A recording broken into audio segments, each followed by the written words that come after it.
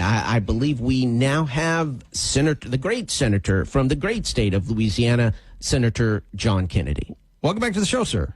Hey, guys. Hey. Yeah, I'm here. We are sorry about all the connection problems we've had. That's on us, but we're glad to talk to you. I'm sure you saw over the weekend the Charlie Kirk Memorial. What were your impressions of the Charlie Kirk Memorial, and especially with regards to this feeling maybe of revival going on in the country? Are you feeling that?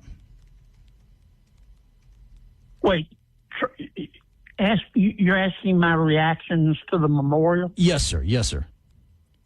I thought many of the expressions of sympathy were well placed. They were genuine. I particularly enjoyed Marco Rubio's comment. Yeah.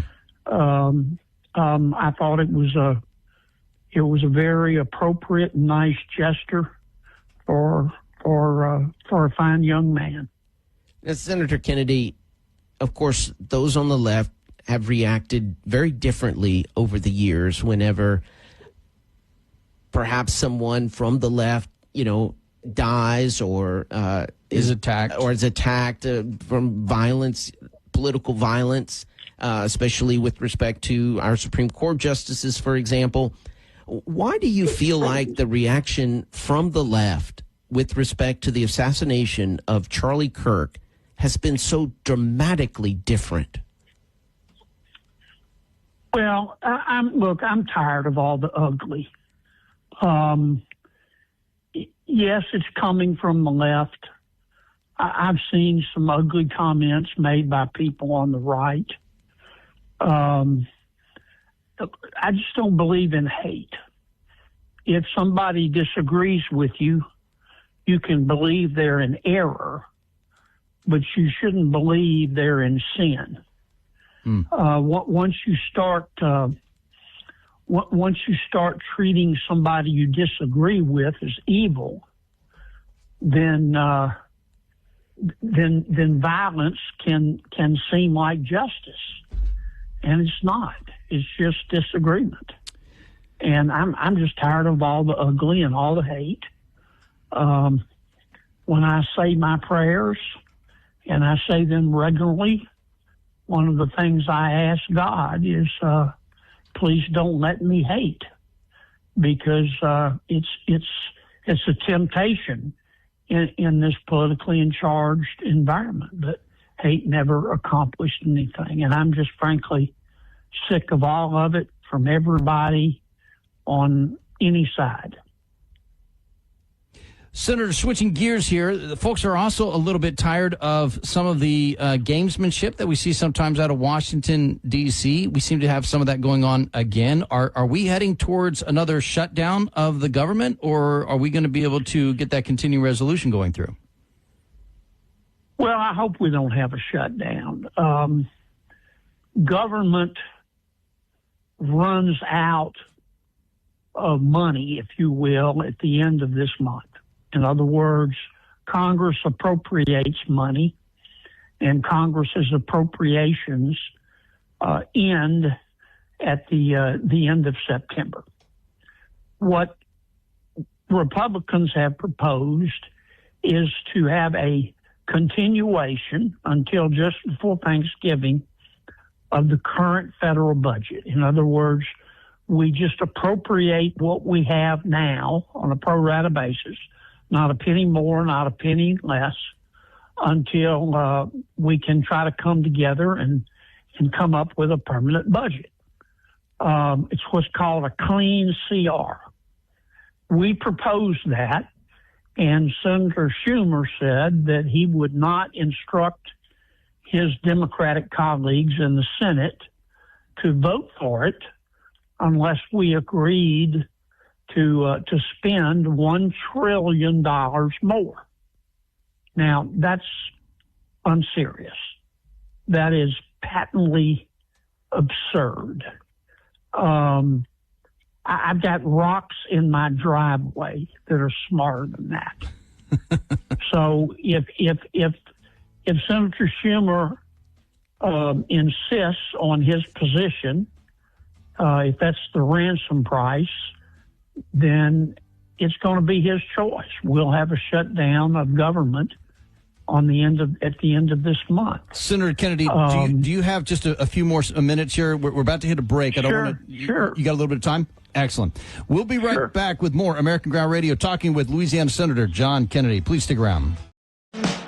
Welcome back to American Ground Radio. I'm Stephen Parr with Louis R. Avalone. You know, have you ever been at work and somebody calls you or comes into your office and say, "Oh, I'm sorry, are you busy?" You're like, "What?" Of course I'm busy. I'm at work. Sure, okay. I've got things to do. Yeah. I mean, you call me up and... Okay, but I guess what they're asking is, are you too busy to have a conversation with me right now? Okay, but first of all, we asked Senator Kennedy. Yes. You asked Senator Kennedy, hey, can you stay with us a few minutes? Right. He was very gracious. He answered, said, sure. Yeah. But I feel like we asked him a question. It's like, he's a sitting United States senator. He's got things to do. He does have things to do. But he was gracious enough to wait over the break. And so joining us again is the great senator from Louisiana, Senator John Kennedy. Thank you for being with us on American Ground Radio. You bet, guys. Thanks for having me. Now, you said earlier that you were tired of the hate. And you know what? I think you speak for millions of Americans when you say that. But how do you govern when you're not the one that is hating, but that you are the hated? How do you come together? How do you craft legislation? How do you do your job when there is such venom out for folks who believe as you do? Well, look, I think there are more Americans that feel like me than feel like the wingnuts. You know, politics is important, but there are a whole lot of things in life. There certainly are in my life that are a lot more important than politics. And look, I work in Washington, D.C. It's probably 90% a Democratic city, not just people in public office, but the bureaucracy, the think tanks, the corporate phonies, and they denigrate my point of view many times. That's their right as Americans. They don't represent America. It's not exactly a slice of America. And I made my mind up when I went up there that I just refuse to hate. Now it's hard. There are a lot of days when I walk over to the Capitol, as I've said before, when I give myself a pep talk and say, Kennedy, today you're going to follow Jesus, and by 10 o'clock I still want to follow Jesus, but I want to slap somebody, but I don't. And I try to check myself and just say, look, it's not worth it. Just because somebody disagrees with you, even if they're ugly about it, I'm not going to hate them. Senator Kennedy, one of the committees that you're most known for, being on the Judiciary Committee, there have been a lot of blocks put on Donald Trump nominees, not just in the Judiciary Committee, but across the Senate. Democrats have been blocking a lot of those things. I understand the Senate was able to get a whole bunch of his nominees through this last week, but there are the concerns that we've broken the Senate so much that now the Democrats, when they eventually regain control of the Senate, they'll just be able to shove through people too. Is that a fair concern, or do you share that concern? No, I don't share that concern. We made a rule change that doesn't impact judges, for example, or any senior importance by a president, whomever's in the White House. We have over 1,000 confirmations where any president nominates well over 1,000 people, and the Senate has to confirm them. And the only way to make it work is to have the Senate, Democrats and Republicans, come together on the less important nominees and agree to just wave them through. And we've always done that. We don't do that for cabinet officials or judges. And the Democrats refused to wave them through, as we had waved them through for a Democratic president, so we changed the rules. But it's not a real big change. And if someone disagrees over a judgeship or a secretary of labor, the old regular order process still will control. Now, we've got just a couple of months left. We're heading in towards the last 3 months of the year. Obviously, you represent the state of Louisiana up in Washington. What is your biggest goal? What is the biggest thing you want to accomplish for the state of Louisiana in the rest of this year's session? Well, two things. I want to keep government from shutting down, but frankly, that's beyond my control. That's up to Senator Schumer.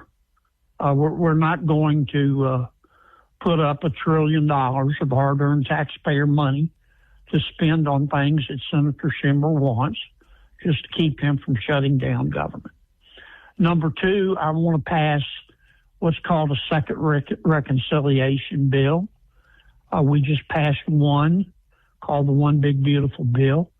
We're entitled to pass another one, and I want to continue our effort of tax reform and regulatory reform to try to stimulate the economy and provide for growth and good jobs for the American people. We've talked a little bit about this on the air before, but right now, Louisiana's got the Speaker of the House. We have the Majority Leader in the House. We have Governor Jeff Landry, who's very close to President Trump. We've got you in the Senate leading, Judiciary Committee and things along those lines, and you are on television all the time representing the state of Louisiana. Has Louisiana ever had more power in Washington than it does right now? Probably not. But the way that power is exercised has changed in Washington. Not so much in the House, because in the House, majority controls. If you have two more Republicans than you have Democrats, and all the Republicans stick together, then the Republicans can do what they want. The Senate is different.